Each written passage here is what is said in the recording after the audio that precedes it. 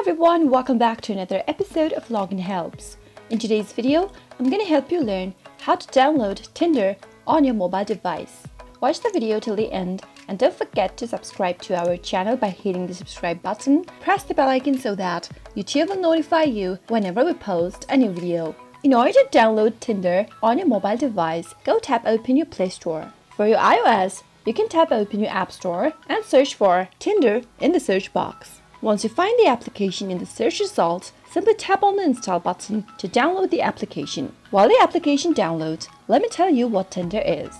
Tinder is an American geosocial networking and online dating application that allows users to anonymously swipe to like or dislike others' profiles based on their photos, a small bio, and common interest. Once two users have matched, they can exchange messages. Once the application is downloaded, wait for it to install. Once it does, simply tap it open and create a new Tinder account with your Google account, Facebook, or even with your phone number. That is how you can easily download Tinder on your mobile device. I hope you found the video to be helpful. If you did, go ahead and give us a thumbs up, comment down in the comment box if you have a question or a feedback for us. I'll soon be back with more tutorial episodes. Goodbye till then.